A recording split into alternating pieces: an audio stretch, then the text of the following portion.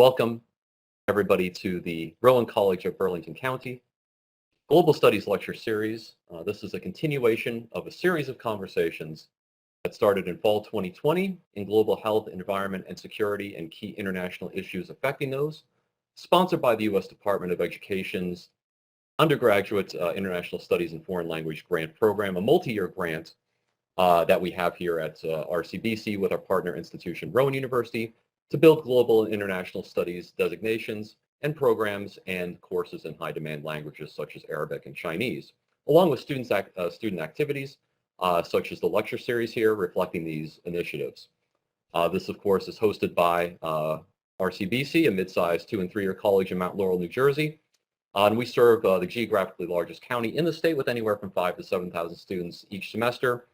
Rowan College is one of the most ethnically diverse student bodies in the state and region, with one of the lowest tuition costs as well. We offer a diverse array of degree and certificate programs across many numerous academic and workforce focused disciplines, including our forthcoming Global Studies Achievement designation.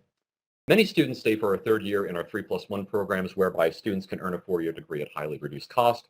And this is hopefully an appropriate host institution for such a series on international issues, as Rowan College is one of the most diverse student bodies based on major demographic characteristics, such as ethnic background and country of origin of student. I'm your host for this event in this series. I'm Brandon Chapman, Department Chair of Anthropology and Sociology, and also the director for the grant, the previously mentioned federal grant at RCBC, and it's nice to see all of you again and to see some of you virtually for the first time. The goal of the lecture series is to bring to Rowan College campus and here this evening our virtual WebEx campus, top-level scholars, academics, researchers, and industry professionals at all levels of career, early, mid, and late career, that are experienced, knowledgeable experts in global health, environment, and security issues, and of course to develop this knowledge and skills in our students at both Rowan University and Rowan College, and to have a dynamic conversation about key global issues within these areas, and to give our students such avenues to advance their training in these topics as well. Look for more of these events in the future with multiple speakers. We have 2 more events spring semester 2022 coming up just within the next few weeks. On April 14th, that's almost a little more than 2 weeks away from now, we're going to have Norman Neymark from Stanford University, our virtual guest. He's going to talk about the history of genocide, a very large topic, one of the recent books he's written. So he's going to be lecturing on that. We'll have a discussion with him. And then exactly 2 weeks after that, this will sort of go along with what we're doing this evening. We will have Leon Aaron, who's actually, I believe, a senior fellow colleague of our guest tonight at American Enterprise Institute, a Russian national, and an expert on history of and current Russian politics and foreign relations. He'll be talking about Vladimir Putin's ideology and the current Russia-Ukraine war. This evening, we have the pleasure of welcoming Dr. Hal Brands to the lecture series. Dr. Brands, Hal here is he's Henry A. Kissinger Distinguished Professor of Global Affairs at Johns Hopkins School of Advanced International Studies, and also holds a senior fellowship at the American Enterprise Institute, AEI. He is leading and recognized global scholar in the history of U.S. grand strategies in foreign policy and international relations, in the history of the Cold War, and also U.S. defense strategy. He has numerous current and past affiliations, researching and writing about these issues with various think tanks and universities, such as the Brookings Institution, the Foreign Policy Research Institute, Georgetown University, Duke University. I believe that's, I understand correctly, that's where you started your faculty career. Hal was at Duke. And he's, of course, a current scholar at AEI as well. Besides his academic publications, he also writes regularly in key news analysis outlets such as Foreign Affairs. We're actually, I believe, going to start our discussion this evening looking at his most recent piece in Foreign Affairs, and he also writes for Bloomberg Opinion regularly as well. And he has served at some of the highest levels of government. He has been Special Assistant to the Secretary of Defense for Strategic Planning and as a lead writer for the National Defense Strategy Commission. And correct me if I'm wrong, I believe you served under Ash Carter, is that correct, when you were on the mid or late 2010s when you were working with defense? So when Ash Carter was Secretary of Defense. So obviously a wide-ranging career here, and wonderful to have Hal here this evening. A note on the format and agenda for this event. So previously, and some of you that have been in some of our previous events over the past year and a half or so, oftentimes, most often, this has been a sort of lecture or talk that has then either had the audience questions integrated into it, or we've had the audience questions afterwards. We're going to do something hopefully more dynamic this evening. We're going to have more of a discussion between myself as host and Hal here about these various issues. And so I would highly encourage you, we have a good-sized audience here. You should have access in WebEx to the chat message board. And so if you look down, there should be a button on whatever device you're on. There's looks like a little talking cloud.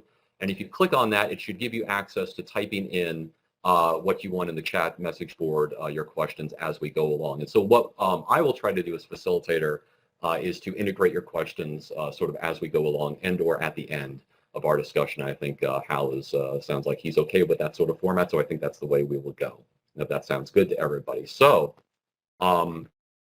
with that, let's, with his talk and discussion here, titled what the Cold War teaches us about great power rivalry today. I think that's also the subtitle of his recent book, Twilight Struggle.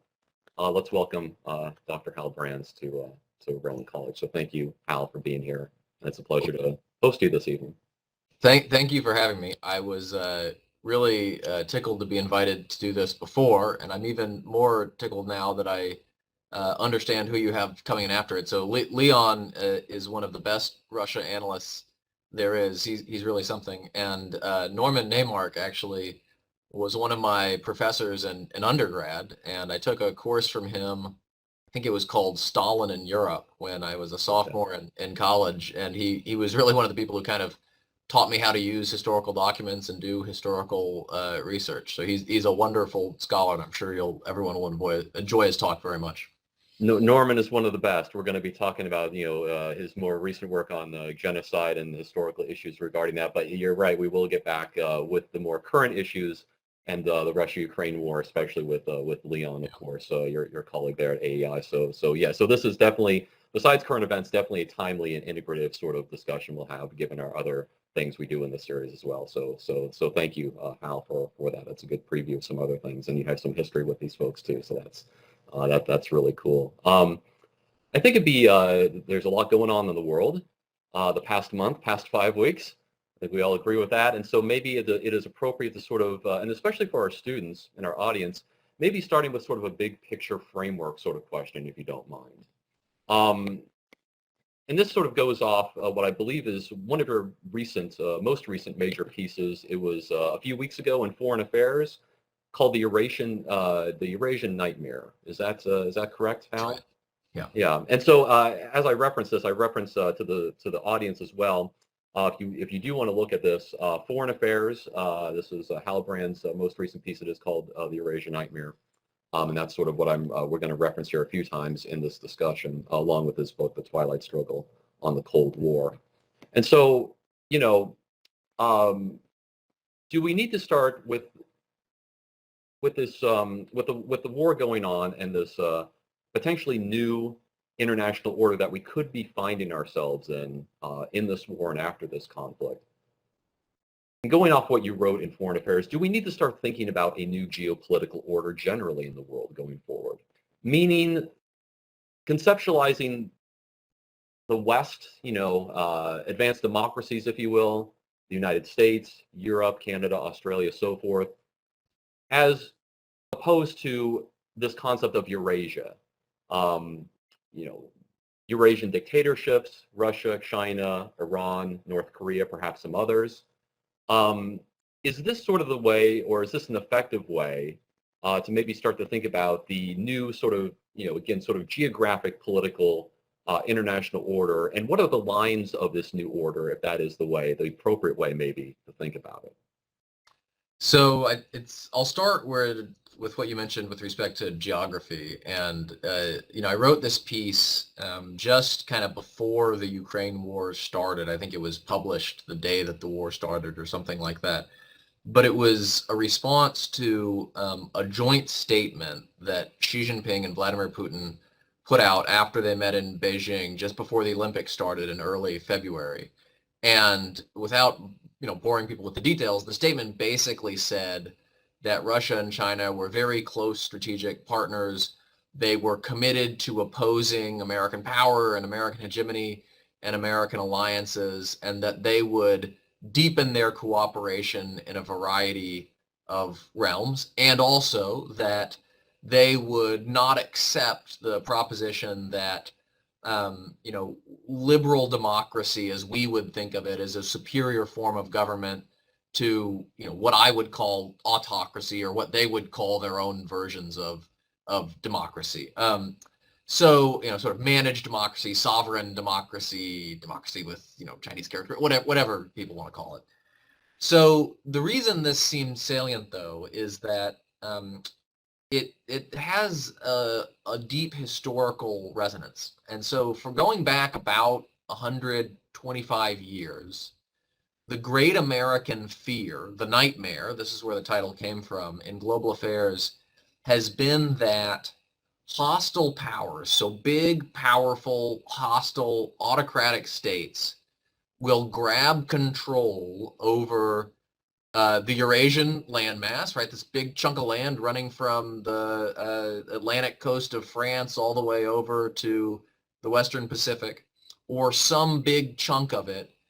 Because if powers that were hostile to us dominated key regions of Eurasia, we worry a lot about Europe in that respect, or East Asia, they would potentially become so powerful because they could absorb the economic and military resources of those areas that they could threaten the United States itself. Perhaps not militarily, it'd still be very difficult to mount an invasion across the Atlantic or the Pacific Oceans, but they could coerce the United States, they could shut the United States out of key markets in sort of the old world and Europe and Asia, and that we would have to accept a set of much reduced global circumstances.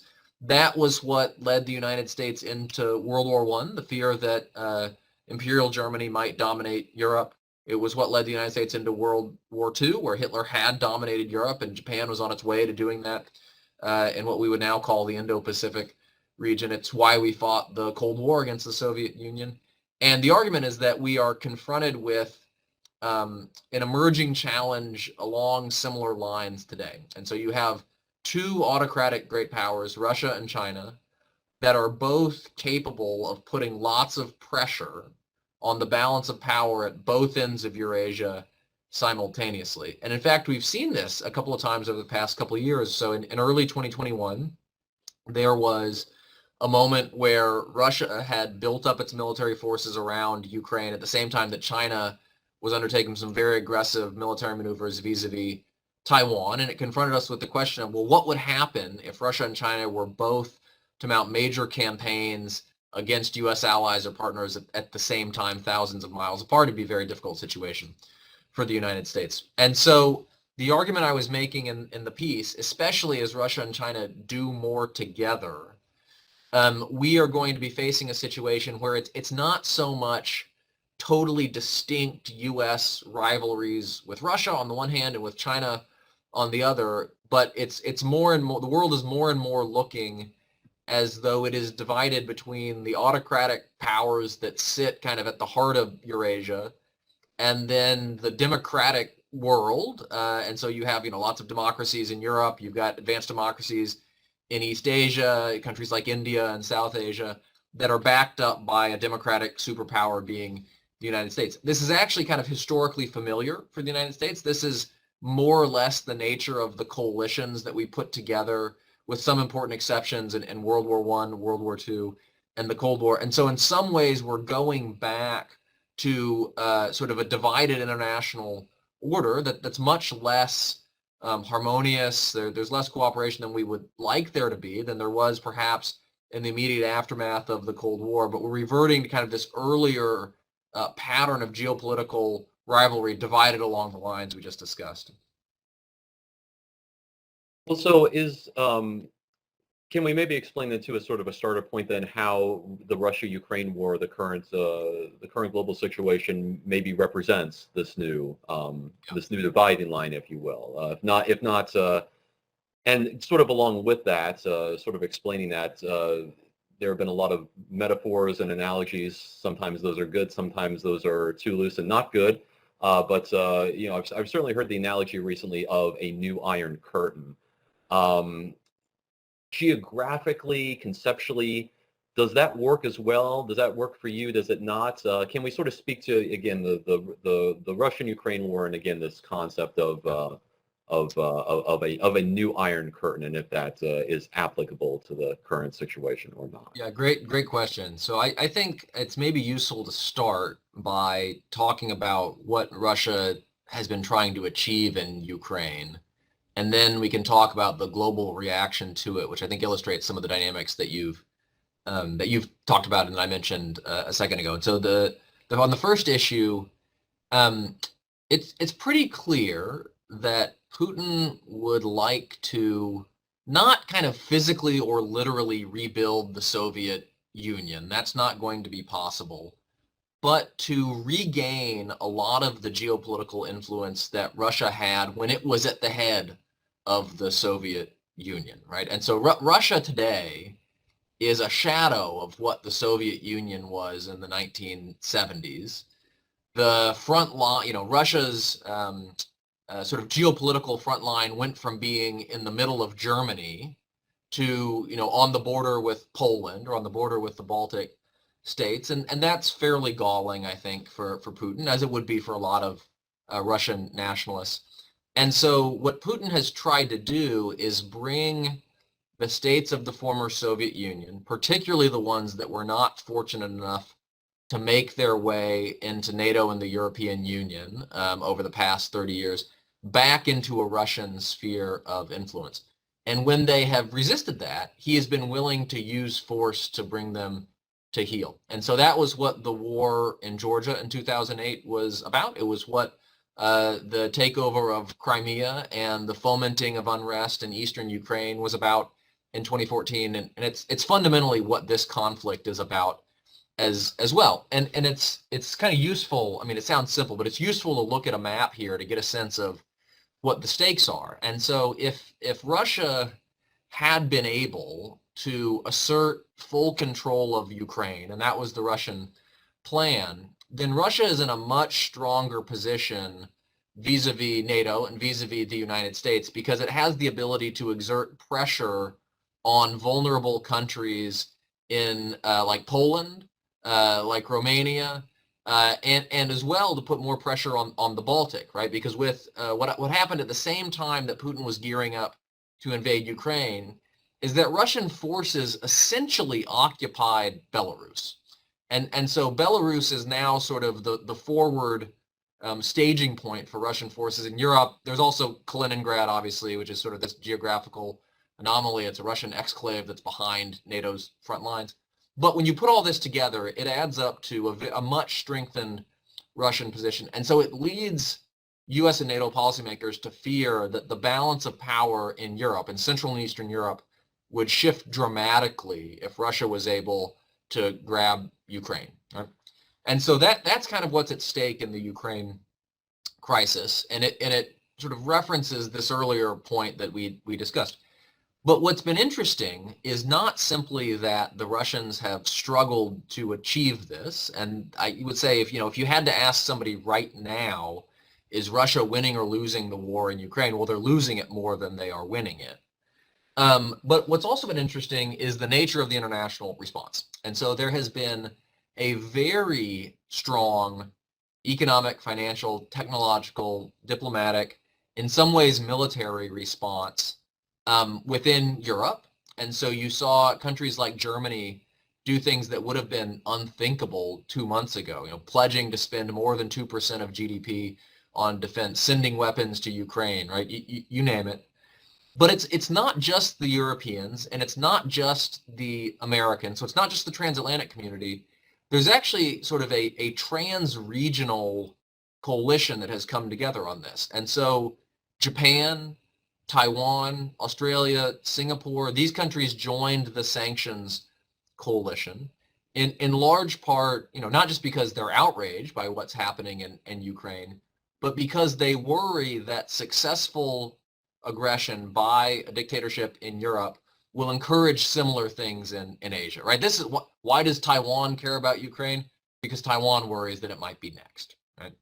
And so it's actually having the effect of deepening this fundamental cleavage in the international system between the autocratic powers, Russia and China, that are trying to undermine the international system and shift the balance of power, and then the mostly, not entirely, but mostly democratic powers that are trying to preserve it. And that division is now, it's not confined to particular regions. And we see the same thing in the Pacific, by the way. When democratic countries are doing naval maneuvers in the Western Pacific as a way of signaling to the Chinese that they have an interest in maintaining freedom of navigation in the South China Sea or helping Taiwan, it's not just the US or Japan or Australia, it's the United Kingdom, it's France, it's the Netherlands, sometimes Germany is involved. And so in both regions, you're seeing coalitions that put together democratic countries from a variety of different places that are trying to push back as these autocratic powers try to destabilize things. This is an excellent point, just geographically, when we talk about international order, because there are some analysts that use the term the West, and I used it too, but that's probably, I mean, geographically, that doesn't work, as you know, because of Australia and, South Korea and so forth, that don't fit geographically in the West. So maybe the more apt term would be, the free world or democratic world, or something more along those political term lines, instead of just, like I had mentioned earlier, the West. And you're, this is right. Russia, Ukraine does sort of represent some of this fault line, right, between the free world versus the autocratic world. For the students that may not be familiar with it, this is the area that I believe is it called the Suwalki Gap or the Suwalki Corridor? The area that basically is the southern border between the Baltic states, Lithuania, Latvia, and Estonia. And just below there is Kaliningrad, which Hal mentioned earlier, which is a sort of separated exclave area that's technically Russia, but is separated geographically from Ukraine and Belarus, and of course from Russia as well. So it's been thought that, one of the initial maybe end games of Putin was to actually try to,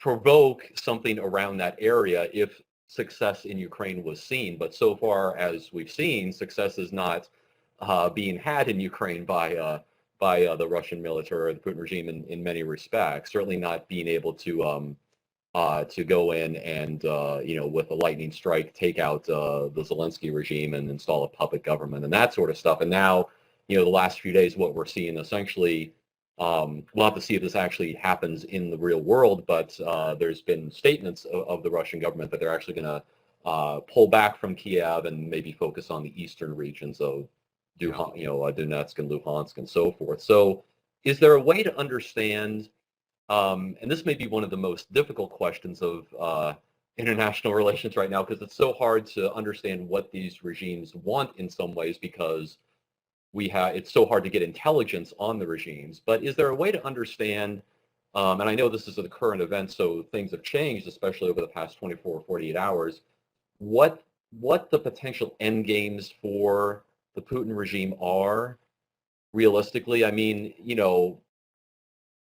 we're saying that they're losing, in some ways, they're losing the battle and losing the war right now. But what if they were to successfully negotiate out an independence of the eastern part of Ukraine and get Ukraine to basically agree, which they already starting to say that they won't join NATO? Could that be a victory in some ways for the Putin regime or Russia if that ends up being the scenario that occurs? Yeah. So if you don't mind, maybe I'll say a little bit about the Suwalki Gap just for a second, because it's a super interesting issue, and this has been the region that gives NATO planners nightmares, because there's basically it's a corridor that's about 60 miles wide that separates Russia proper from Kaliningrad, and that's the only land route to go from Poland into the Baltic states. And so the concern has been that Russia could, if Russia were to attack the Baltic states, NATO would have to reinforce them through the Suwalki Gap if they're going to go by, if you're going to bring tanks in by land or something like that.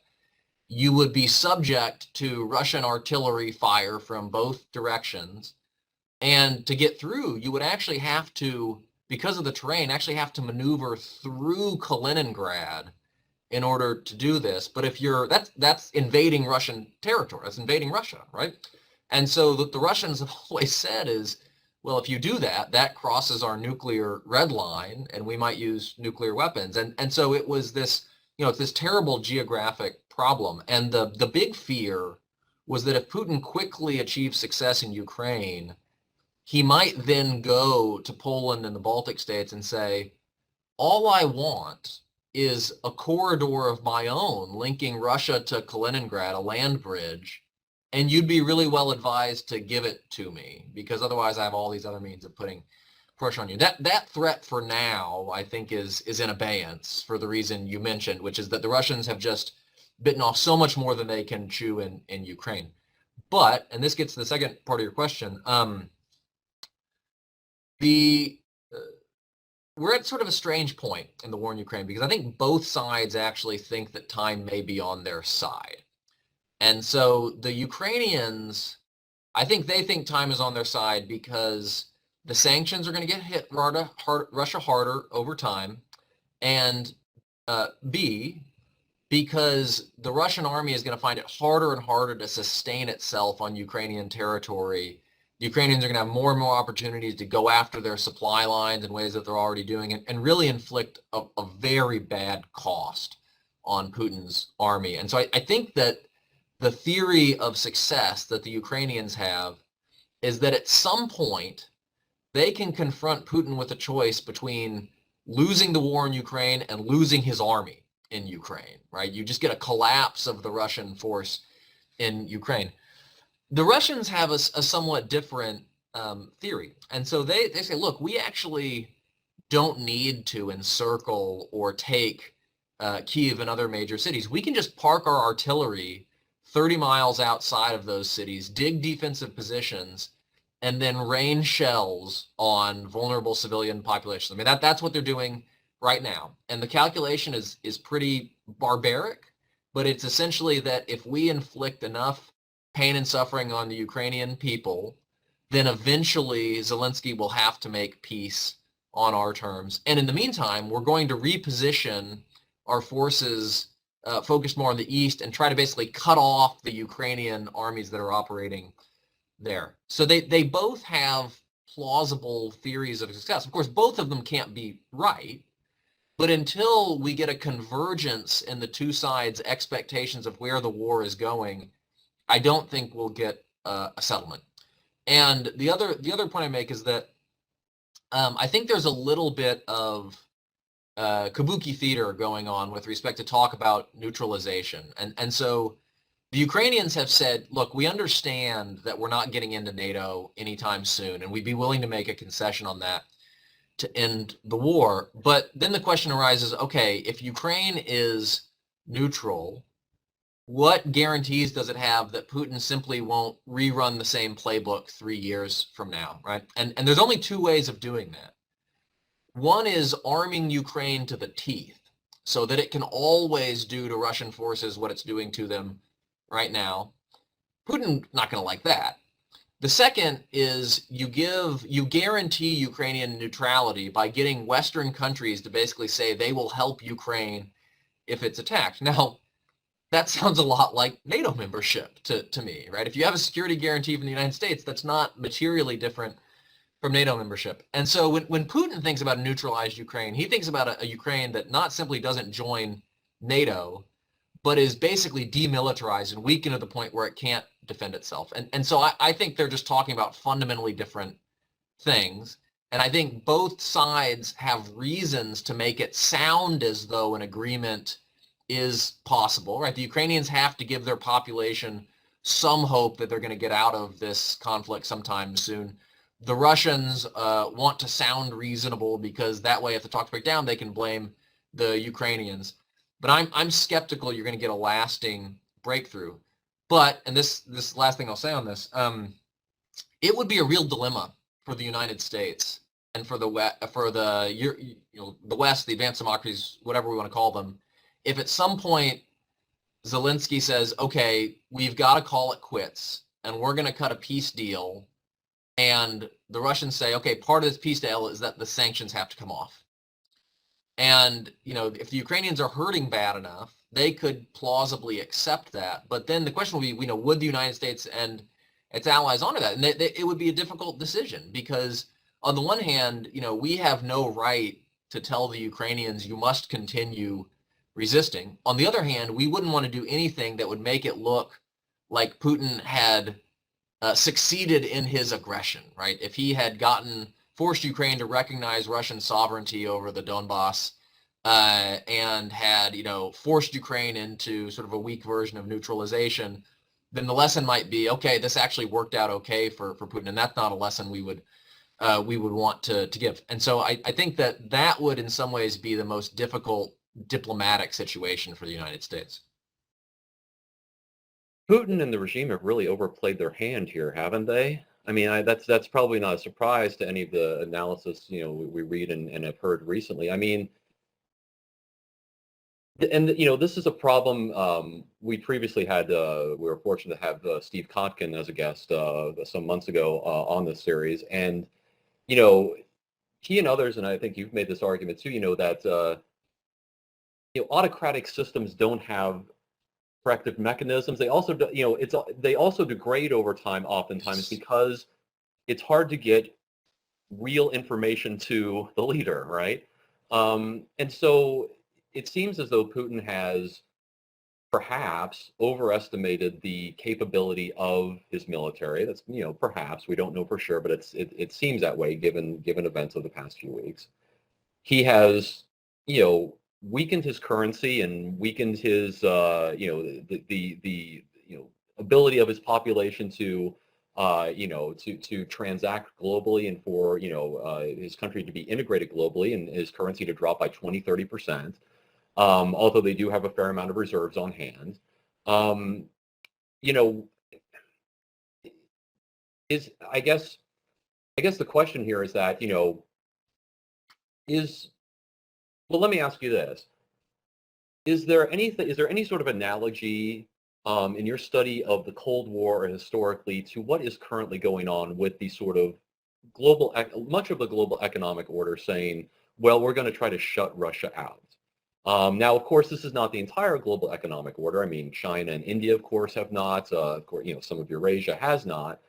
But, given this wave of sanctions that has come over Russia, maybe we could talk about that a little bit, about what is there any sort of historical analogy to this? And, is there any way for Russia to get out of it over the coming years? It seems like unless the Putin regime is gone, they're stuck with this for quite a long time. Maybe we could talk about that a little bit. I think that's probably right. And I think that there are few, if any, precedents that I can think of a major country being disconnected from the international economy as quickly and as thoroughly as Russia was outside of a global war, right? And so it happens to Germany at the beginning of World War I to a significant extent, largely because of the British blockade. But outside of global wars, it's really hard to think of an example of this. And I think that Putin has succeeded in convincing most leaders in the United States, Europe, and parts of Asia that he is just, there's nothing redeemable about him, that he's incorrigibly aggressive and that he's never going to change his ways. And so whether that's a correct judgment or not, I think it's probably correct.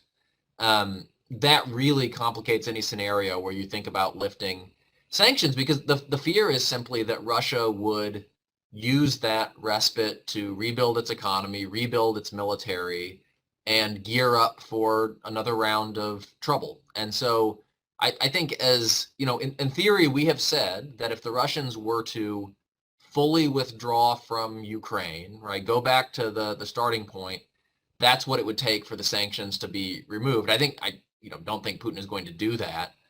But, even if he did, I think there would still be some who would say the nature of the regime hasn't changed in a fundamental way. I'll add a second point here. There is a big question mark in my mind what Russia is going to look like after a year or two or three of this. I mean, again, we've never run this experiment before. And I think there's, I wrote a piece maybe a couple of weeks ago spinning out 3 different scenarios for what happens to Russia after it is isolated from the world in the way that it has been over a significant period of time. And in some ways, the most optimistic, I called this Moscow Spring, right? It's you get the Putin regime is overthrown, democracy takes root in Russia, second chances for liberalization. It's great. And it probably won't happen, right? Because there just isn't a lot of organized political opposition left in Russia. I'm sure Putin has done a lot to try to coup-proof his regime. And even if you did get a change of regime, it could just lead to a political mess and lots of instability rather than stable, consolidated democracy. The second scenario was kind of wounded giant. And this is that the nature of the Russian government doesn't change a whole lot. Russia just gets weaker. It has a hard time rebuilding its military, has a hard time rebuilding its economy. And while that's not great from an American perspective, we can probably live with that. I mean, that's probably the most, it's at the part of the Venn diagram where you have likelihood and acceptability overlapping. But then there's like the really scary scenario. And this one is Tehran on the Volga. And so basically, as Russia gets more isolated, it becomes more radical. And the most liberal, outward-facing, kind of cosmopolitan parts of the population leave. That's happening already, by the way. And so what you're left with is essentially a more radical, entrenched government that veers into sort of a Russian variant of fascism and behaves very aggressively to compensate for its weakness. And so you could see, more efforts at sabotage and other nasty deeds in Eastern Europe and so on and so forth. Look, I don't know which one of these things is going to happen, but it strikes me that the third one is at least as plausible as the first one. And so in some ways, this is the great experiment that we're running in real time right now. It's interesting to know that there's not necessarily, it's a unique historical situation that we are in, and we should all take account of that and hopefully learn from it. There will certainly be books written about it, in the coming decades on this being such a unique situation. How are they going to source aircraft parts, for example, or like, Boeing and Airbus and all of that stuff? And that's one of the first things I thought of. I've flown on Aeroflot before and all those sorts, eventually if this goes on for years, what's going to happen to their some of their transportation systems, those sorts of things. It becomes a real hairy problem, in many ways. So, and you're right too, we obviously, the news of course focuses on, rightly of course, the Ukrainian refugee issue. But there are also a lot of Russians leaving Russia right now, as you mentioned. And so, there is this scenario, like you said, where you get a more, perhaps they're the more cosmopolitan or westernized parts of the population that are leaving. It's hard to say right now. We don't know that for sure.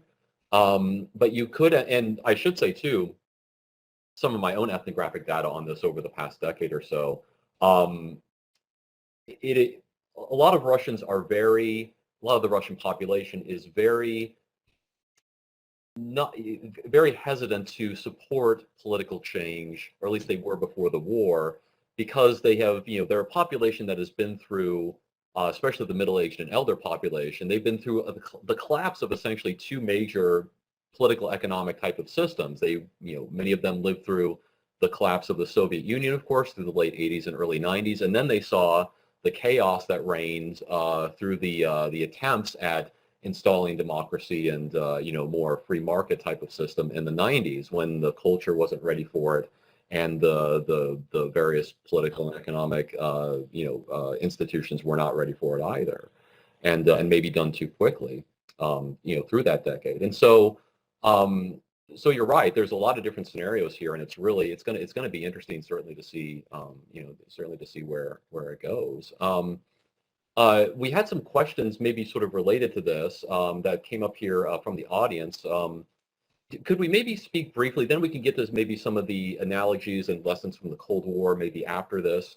Especially given your recent book. Could you maybe just speak briefly about NATO membership? I mean, we know that Ukraine wasn't necessarily, I'm not sure if they were necessarily formally seeking it at any point, but that's obviously been a big issue here, of course, and the potential for Russia to try to go up to the NATO line and that sort of thing. Can you speak to the importance of NATO membership, if that's still important, how it plays into this, and just sort of the nature of that? I know it's sort of a general question, but maybe we could address that briefly before moving to the Cold War. So as of 2013, there was no consensus in Ukraine that NATO membership would be a good thing. There is now, because they've seen what happens to countries that don't have NATO membership, right? They get attacked and they get dismembered by Russia. And so the desire for NATO membership is that it's written into the Ukrainian constitution right now. And so if Ukraine were to formally adopt a posture of neutrality, it would have to do a constitutional revision. Now that could be done, right, at the right political circumstances. I think what the problem for Ukraine has been that back in 2008, the United States and NATO put out a statement basically saying Ukraine will someday become a member of NATO. Now, what was not immediately apparent to people at the time was that we did that because we actually understood there was no chance of them becoming NATO members anytime soon. The United States wanted it, the French and the Germans did not. And so as a consolation prize for President George W. Bush, we got this Bucharest Declaration basically saying Ukraine and Georgia will become NATO members sometime soon. In retrospect, that was the worst possible thing to do, because it was enough to annoy Putin, but not enough to deter him. And so it's not a coincidence that both, Georgia and Ukraine subsequently found themselves on the business end of Russian tanks, because Putin said, I've got this window of opportunity I'm going to use to ensure that these countries cannot join NATO. And that brings us to the present.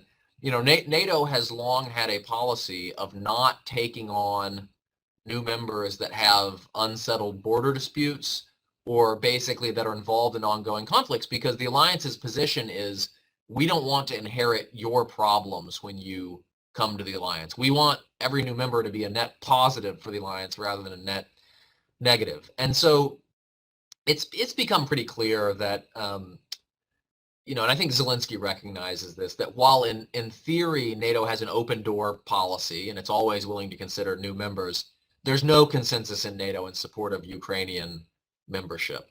And so there is a consensus in NATO to do more to support Ukraine in this fight. And so NATO countries have been providing Ukraine with training, with equipment, with a lot of kind of indirect forms of support prior to this invasion and during this invasion as well. So I don't think Ukraine's future is in NATO, barring a major Russian military defeat in this war, which is possible, but perhaps not likely.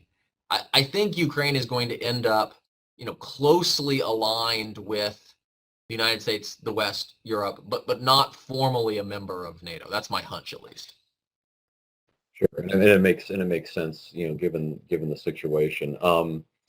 Maybe we can stick on this line of multilateralism and international sort of relationship building.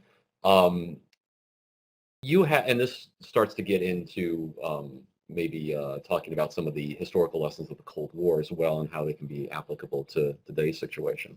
I think you've one of the most interesting things I've read and heard you say is about this concept of moral asymmetry in building realistically international relationships to try to thwart the dictatorships or autocracies that are expansionary in their nature, in their strategies. And would this sort of if we are getting into a new world order of the advanced democracies versus Eurasian autocracies, if you will, to just put a shorthand on it, is moral asymmetry? Could you explain that concept? And is this necessary in building a response to expansionary dictatorships like Russia and like China? So, for example, is continuing to align in some ways with, Saudi Arabia, something like that, in the situation where aligning with nations and entities that are not ideally operating the way that we want them to, but still realistically can help us in thwarting Eurasian dictatorial expansion. Maybe you can speak about that a little bit. This has always been one of the great dilemmas for American policymakers. And so American policymakers really did believe during the Cold War that the fundamental difference between what we called the free world and the communist world was that one of them was built on respect for dignity of the individual and individual rights and liberties, and the other was not. And that was a fundamental moral difference between East and West.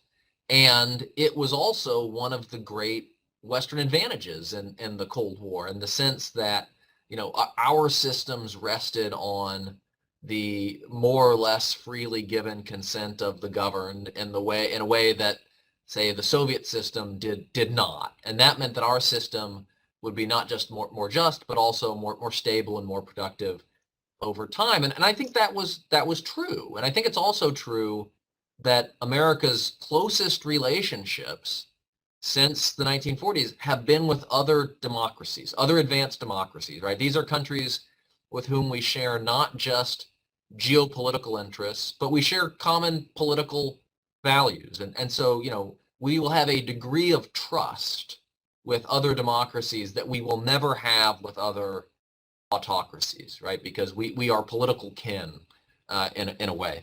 Now, reality is messy, right? And so there were a lot of cases during the Cold War where, American officials worried that the balance of power might be destabilized if the communists got control of Iran, right? Or the communists got control of some other country, often in the developing world. And the best alternative to the communists in these countries was not a moderate social democrat in the way that you had in Western Europe in the late 1940s.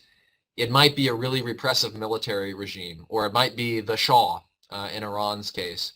And so we felt like we had to, pick the lesser of two evils and support one bad regime to avert the prospect of an even worse regime coming to power. That was how we rationalized it, at least. Now in reality, some of the regimes we ended up backing and some of the things we ended up doing were really, really bad, right? And so the United States supports basically a military takeover in Indonesia in 1965 that leads to a wave of bloodletting in which probably hundreds of thousands of people die, right? You can pick your favorite example of America supporting bad actors in Latin America, right? There were a lot of cases of this. Now, in some cases, American responsibility was overstated. In some cases, there weren't particularly good alternatives, but that doesn't necessarily change the fact that we had to do a lot of morally questionable things to prevail in the Cold War. And by the way, the same was true of World War II. I mean, we worked with the Soviet Union during World War II to defeat the greater evil that was Nazi Germany. And we're facing similar challenges today. And so I think President Biden is correct to say that the fundamental dividing line in the international system is, I like the way you put it, advanced democracies versus Eurasian autocracies. But, where does that leave Vietnam? Vietnam is undoubtedly a Eurasian autocracy, also happens to be a very close security partner of the United States because it really fears Chinese expansion. Where does that leave the Philippines, which is kind of a backsliding democracy, or Turkey, a country with which our relations have long been fairly troubled in recent years, but maybe we're coming back together a little bit as a result of the Ukraine war. The reality is that we're always going to have to make moral compromises in international affairs, but we have to keep in mind what the struggle is ultimately about. And I do believe that the struggle is ultimately about whether democratic or autocratic systems will prevail in this century and beyond. And so we just have to be comfortable with the fact that there's going to be a little bit of dissonance. You can even call it hypocrisy in our policy, just as the price of being effective in a messy world. It's an excellent lesson, I think, for our students, and especially those that will go on and have a career path, connected with international relations somehow. The realism involved here in some ways, we can look through a good portion of the 20th century when we have the bigger picture in mind of what is generally good in the world and what we want. We have to keep in mind to realistically thwart large, substantial powers, and in the present day that would be certainly China and in some ways Russia too. It is realistically can be could be required to align with sometimes a little bit seedy partners, if you will, to be able to accomplish those goals. Something you mentioned it too in your response there, for our students to keep in mind. Watch Turkey in this whole Russia-Ukraine scenario. They are hosting a lot of peace talks between the two countries right now. Erdogan is no Democrat, small d, but he is, and Turkey's relationship with the United States and Russia, and a lot of countries has been two-sided in some ways. It's going to be very interesting to see Turkey, a very large and influential country in the region, what they're going to be doing. I would say too, and as you mentioned, sort of going forward with this whole situation, because they're intricately involved with it now, it seems, as well, hosting these talks. The Cold War was, it was an ideological struggle in some ways, right? It was. It was, again, putting a shorthand on it, democratic capitalism versus authoritarian Marxism, Leninism, the one-party state, all those sorts of things. Again, if we're going into this sort of advanced democracies versus Eurasia sort of world, and just looking at the United States, say, and how we look at Russia and China, is this an ideological struggle today in some ways, or is it not? Obviously we're not talking about global communism or global authoritarian socialism, but we could be talking about, say, more operationally, kleptocratic one-party states. What is the way to sort of think about this? Is to think about it as an ideological struggle, or is it to think about it in some other format or way? I do think it's an ideological contest, and I would actually make the argument that pretty much any major great power competition you can think of going back several hundred years, if not longer, has had a pronounced ideological dimension. We sometimes write this out of the history because it doesn't resonate in the same way, but the quarter century of warfare that followed the French Revolution had a highly ideological dimension because of the threat that the French Revolution posed to monarchical governments in Europe. There were ideological dimensions of World War I that we often forget. Certainly World War II had ideological dimensions, although it was modeled by the fact that there was a totalitarian power on the side of the democracies in that war. And I think there's a strong ideological dimension to the U.S.-China and U.S.-Russia rivalries today. It's not the same as it was in the Cold War, as you pointed out. China may be communist, but not in any meaningful sense. It's still a Leninist one-party state, but all of kind of the Marxist economics got drained from the system a long time ago, right? But I do think that what Russia and China have in common is that they are both autocratic states that have constructed very repressive systems at home, and they feel inherently insecure in a world that is run by a democratic superpower. Or a different way of putting this is, we often talk about the liberal international order, an international order founded on liberal economic and political norms. That is inherently threatening to regimes whose rule is rooted in an illiberal system at home. And so a lot of what Russia and China are trying to do is push democratic influences back from their borders. That's one of Putin's gripes with Ukraine. He worries about the example that a successful democratic Ukraine would set, and sort of the spillover effect it might have in Russia. This is also one of the reasons why the Chinese Communist Party doesn't like a democratic Taiwan. And they are trying to sort of rework the international system in ways that will make it more protective of autocracy. And so one example of this is that both Russia and China are working to influence global internet governance or the norms of international organizations like the UN Human Rights Council, so that they are less likely to condemn autocratic forms of rule and more likely to support it. And the reason, I don't know that it's necessarily because, Xi Jinping thinks that an autocratic form of government would be better for Germany. I mean, maybe he does. I don't know. I think it's simply a means of self-protection. Xi and Putin, they look out and they say, we will be more secure. Our regimes will be more secure in a world where democratic countries are more constrained, where there are more autocratic rulers. We'll be less likely to be pressured over our human rights violations or face sanctions from nosy democratic powers. And this is normal. I mean, and countries' foreign policies are often a reflection of their democratic systems. We want to see a more democratic world because we think we will be more secure and influential in that world. It goes the other way as well. There's nothing particularly exceptional about that.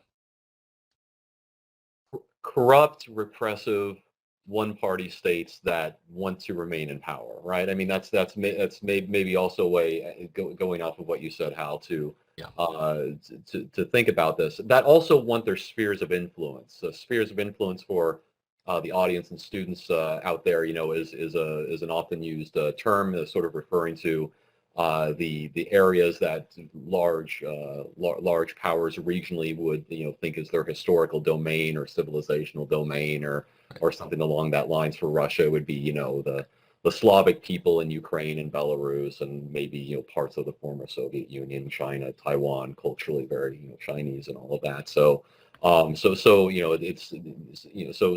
it's certainly a way to think about this. Now, I know this one you could go on for a long time about, because it's, I think, a lot of the subject of your book and what you talk about and write about a lot recently. But for our students and for our audience, the concept and strategy of containment, going off of the lessons of the Cold War, that was a fairly, at least looking back historically, now we smooth out some of the bumps, but historically, in a very general sense, consistent policy, although it was applied different ways and by different executives and different legislatures over the course of the history of the United States being in the Cold War. Excuse me here. Let me get up my notes here. My question: what can the Cold War teach us about strategies and outcomes of containment? And can we apply these? Maybe, I don't know if this applies more to China or not. If we want to maybe transition to that, or maybe you could talk about it with Russia too. But just what can we learn from the strategy of containment and application of it in today's international order? Yeah, so containment was a strategy that was really based on two fundamental premises, and so the first was that the Soviet Union was aggressive, but it wasn't reckless, and so it would back down if confronted with superior power. And the second was that the West had superior power. The United States was stronger than the Soviet Union. The United States plus its friends was much stronger than the Soviet Union. And so it was in the power of the non-communist world, if the non-communist world pulled together and worked together, to basically restrain the Soviet Union, prevent it from expanding its influence, and buy time for the fundamental problems within the Soviet system to come to the surface. And that was the essential thrust of containment. And so the attraction of it was that it allowed you to avoid two really bad alternatives. And the first alternative was kind of the appeasement that had been tried vis-a-vis Hitler in the run-up to World War II, which had bad results. And then the second one was obviously sort of a global war that could be just catastrophic in the nuclear age. And so the argument of containment was that you can defend your basic interests if you are firm without being overly provocative. And that's more or less what the United States and its allies did over the course of the Cold War. Containment is not a term that policymakers like to use today because it invokes all these memories of the Cold War. And people say, well, we don't want to live through the Cold War again. That was really bad. And that's a totally understandable impulse. The Cold War was bad in a lot of ways. But the basic idea, I don't think is crazy in dealing with Russia or China today. The United States plus its allies is far stronger than Russia or China or even Russia and China put together. Both of these systems, Russia and China, have deep, deep problems that they are going to have to confront at some point. The Russians probably sooner than the Chinese, but the Chinese are going to have to confront slowing economic growth, an oncoming demographic catastrophe, the fact that the political system is becoming more and more repressive and more brittle. And so if the United States can prevent Russia and China from sort of overturning the balance of power in the near term, I think time is going to be on our side over the long term. I think our system will once again prove more resilient than the other guy's system. And so the basic concept of sort of containing the bad expression of Russian or Chinese power until internal problems in the system lead to a decline in that power, lead to some change in the system. I think that's an okay way of thinking about the competition today. And to sort of go along with that is, you know, when we read about these conflicts, about the history, about current events, you can read a whole range of opinions from a lot of different scholars and people in the know. Everything, the concepts of superiority versus parity, right? Are we overestimating China's ability? Are we overestimating Russia's ability in the current day, or are we not? Are we underestimating them? I think you've spoken about this or written about this before. The sort of, how we overestimate or underestimate with the concepts of superiority and parity. Are they actually our rivals in pair or not? So maybe you could speak to that, and do we have a history of overestimating or underestimating our rivals in certain ways? We've done both in the past, and so we thought it would take the Soviets much longer to get atomic weapons after World War II than it took them. So we underestimated them in that circumstance. We then overestimated how many ICBMs they had in the late 1950s. We overestimated the size of their economy during the 1960s and 1970s. And I think it just goes to the fact that, this stuff is really hard when you're dealing with closed societies. And the Soviet Union at that point was very much a closed society. And by the way, it's going to become harder for us to make these judgments about Russia and China in the future because both of these systems are becoming more closed and more repressive right now. With respect to the present, I think it's fair to say that we overestimated Russian military capabilities prior to the Ukraine war. Although it's tough because part of it was that we underestimated Ukrainian military capabilities, right? It's a comparative game, and I think that's actually been one of the more surprising things. On China, I think we often overestimate Chinese economic power and China's economic trajectory. I've got a book coming out later this year with a co-author named Michael Beckley, where we basically argue that China's economic rise, at least the steepest part of it, is over. And it's been over for a while. And China has profound economic problems coming. But that doesn't mean that we should underestimate Chinese military capabilities, because the Chinese have been pouring lots and lots of money into funding the fastest naval expansion since World War II. They've been developing coercive capabilities. And actually, as their growth slows, they may become more inclined to use force to get what they want while they still can. And so the question of, are we underestimating, are we overestimating? It's really complicated, even with respect to individual countries. So I hate to generalize. I guess the general point I would just make is that um, when you're thinking about a country's trajectory, countries can be rising and falling at the same time, right? And so a country's growth can already have peaked at the time when its military power is still on the upswing, or vice versa. And so it's always important to keep in mind that concepts like rise and fall, decline, things like that are a little bit more complicated than we think. Well, yes, and China's facing, as outlined incredibly well, a lot of challenges, right? It is facing serious demographic challenges like we're facing in the United States and some of the advanced democracies are, an aging population over the coming years. As I think we've talked about that in some of my courses here with some of the students I have here in our session, and also this the relative to what it has been, the super growth it had during the especially the early 2000s and mid 2000s, the declining relative economic growth compared to what it had. A power that is relatively weakening to what it was previously can be dangerous, right? So as you aptly put it, it's that can be concerning as well. Do we have and forgive me, I'm a little concerned about sometimes the US's if we have a clear-eyed approach to this sometimes, especially recent administrations, do we have a clear policy consensus on China now, do you think? There's a lot more overlap than maybe a lot of folks would have thought, between, say, the Biden administrations and the previous administration. Can we speak to that a little bit, sort of transitioning to China now? Do you see a sort of a standardizing sort of policy consensus in Washington about if we could say containing China or whatever we're gonna call it? I think we have a bipartisan consensus that China is the biggest geopolitical problem the United States faces, and that we're going to have to push back harder against Chinese influence in the future than we have in the past. That was a thesis that the Trump administration put forward, albeit somewhat inconsistently.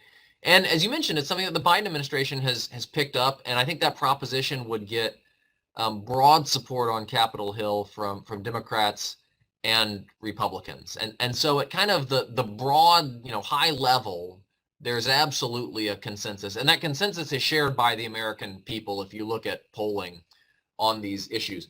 Where it starts to break down or become a little bit more muddy is in terms of like what that actually means. And so there is not agreement in the United States on how much we need to de-link ourselves economically from China in order to compete.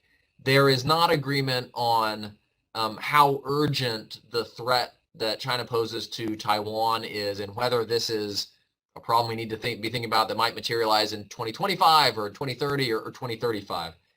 There is not consensus on how much we ought to be spending in the defense budget right now to meet the Chinese threat. And so you can go on down the list. By the way, this is not unusual. And so it's a good Cold War parallel here.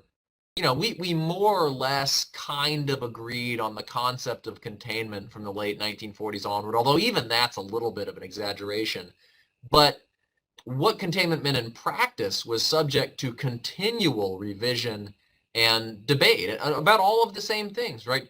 What should our policy be if the Soviets attacked a non-aligned country, right? How much should we spend on defense? What sort of nuclear strategy should we have? What regions were most important to the United States? We argued about all this stuff all the time. And in fact, that's actually a strength of the American system in a way, which is that we can have a fair amount of kind of high-level consensus, but we still give ourselves lots of room to argue about what the proper policy in a given situation is. It gives us a nice mix of kind of consistency and flexibility, or at least that's what happened over the course of the Cold War. I don't want to make it sound rosy. I think there are some areas where we are not doing nearly enough in order to prepare for some of the coming dangers with China. And so it's a situation where, it's not so much that we argue about first principles. We argue about what we ought to do given the competition with China.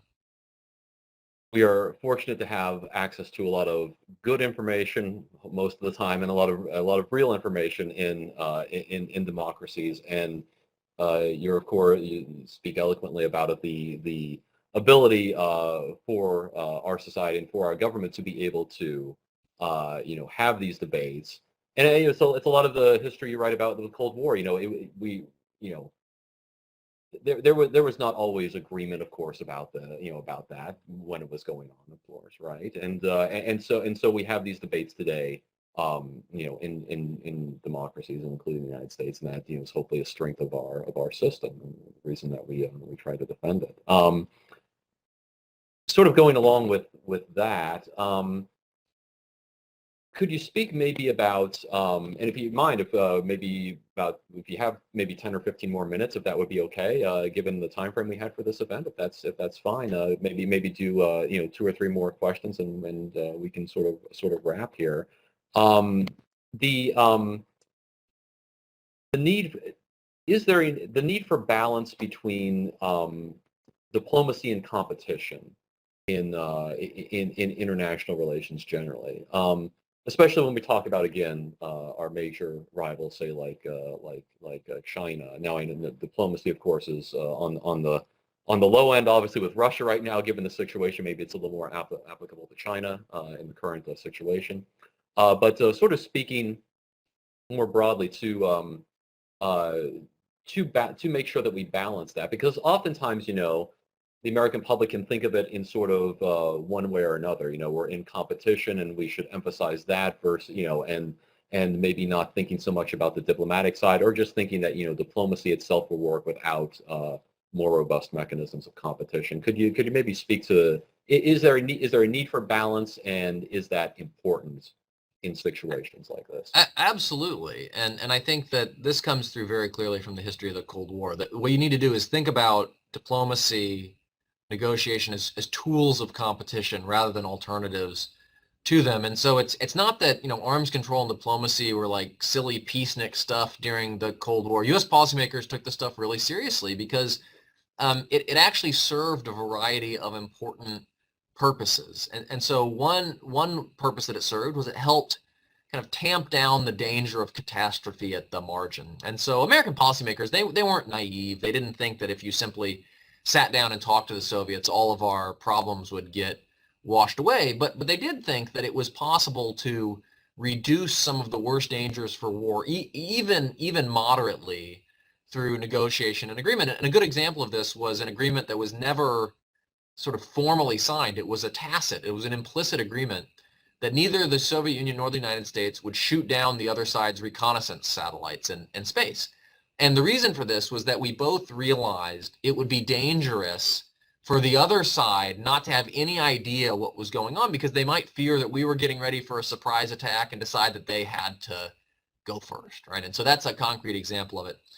A second area in which negotiation could be useful was in identifying areas where we had common interests, even though we were competing elsewhere. And so in the late 1960s, the US and the Soviet put together one of the most successful international agreements of all time, the Nuclear Non-Proliferation Treaty, because they both recognize that neither one of them has an interest in kind of the nuclear anarchy you'd get if 30 or 40 countries had nuclear weapons. And so they isolate this area of cooperation even as they're competing over other things. And then the third way in which negotiation could be useful was in just kind of giving the United States a break when it was not in good condition to run really, really fast. And so after the Vietnam War, I think the Nixon Kissinger team understood that the United States was a little bit winded strategically. And so one of the purposes of the détente policy that it pursued, which involved a lot of negotiations on arms control and other things with the Soviet Union, was kind of to slow down the pace of the competition, to allow the United States to take a breather until it had recovered and could run faster competitively again. And so in all of these respects, negotiation was actually a really important tool in the American competitive toolkit. And I think we need to keep that precedent in mind today. Yeah,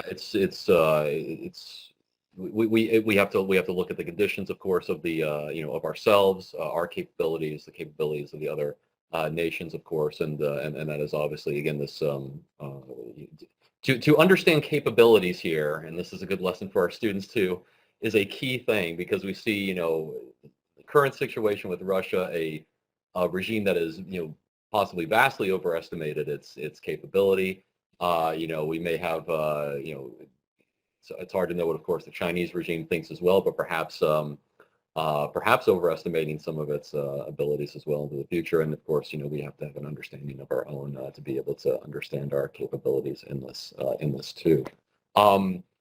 Maybe we could do one more question. I actually, I think you wrote really eloquently about this in your recent foreign affairs piece. So if you don't mind, I'm going to quote you to you, and see if you can sort of talk about this based on what you wrote, because I found one of your one part, especially one part of your foreign affairs piece, the Eurasia Nightmare, really quite elegant. We try to in this series end on a topic of sort of multilateralism, or the importance of, because oftentimes we can get into this sort of tunnel vision of it's us versus them and these sorts of things, and that's not the proper way to think about this, especially your previous answer too on diplomacy and competition. So from your writing here in Foreign Affairs, I'll give you the quote here.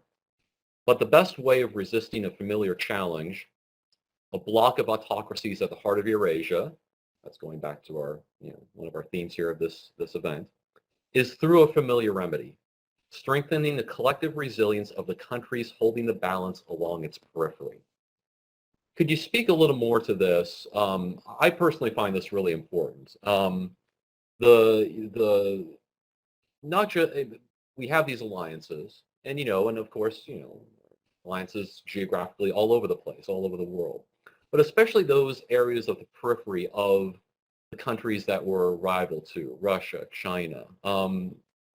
Why is this important, and why is it something we should be thinking about in conflicts like this? Multilateralism is really our secret sauce in the international arena. And the reason that the United States has had a really good run in the international system over the past 100 years or so is that we have managed to kind of punch above our own weight by working with countries that share our interests, and in many cases, not all cases, share our values as well. And so the reason that the United States won the Cold War is that we put together a cooperative effort with lots of other countries to build a thriving free world community that was too strong for the Soviets to coerce and too successful for the Soviets to outcompete.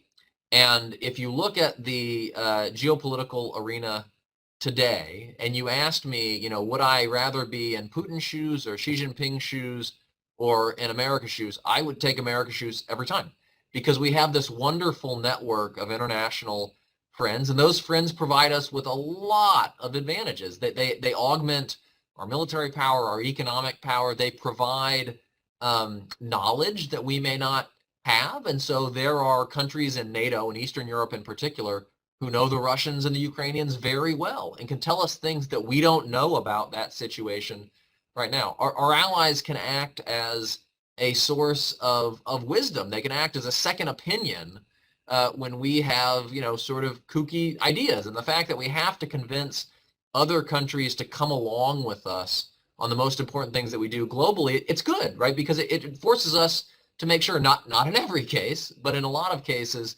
that our decisions aren't crazy.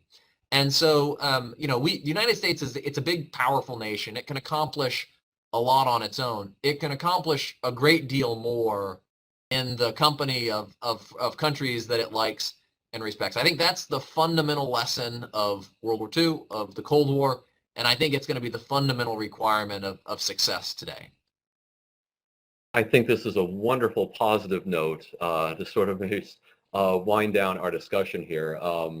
It speaks to the strength of the free world in a way, right? And how difficult it can be for autocracies to build larger alliances. We do have this, fortunately, this sort of built-in advantage, and so it is a lesson, especially to our students out there, that that we cannot take the alliances for granted, and we should certainly keep multilateralism in the back of our mind, or maybe in the front of our mind, I should say, when we think about these great power rivals and these great power conflicts over time. So, Hal, it's been wonderful having you here. I don't know, we've covered a lot of ground here. It's been over an hour. I think we're almost at our official time here, and we got to some of the audience questions, I believe, as well. Wanted to thank you very much for coming to us and speaking to us about these current events, about giving us a really robust framework to how to think about the international order, both past and present, about how we operate within that, and about strategies like containment and diplomacy and these other things, these tools that we can use, how they've been used and how we can use them and are using them to be able to build a better world, and to hopefully prevent a less than ideal world that we can sometimes in some parts of the world find ourselves in. So it's been a wonderful talk, Hal. It's been a pleasure having you here at Rowan College. So thank you very much for joining us. It's been a pleasure. Thank you so much for having me. I really enjoyed the discussion, and I'd just like to thank everybody for sharing a bit of their evenings with us. All right, and folks, thank you very much for joining us on the RCBC Global Studies Lecture Series. We'll see you back in a few weeks, and we'll see you all next time. So have a good evening, everybody.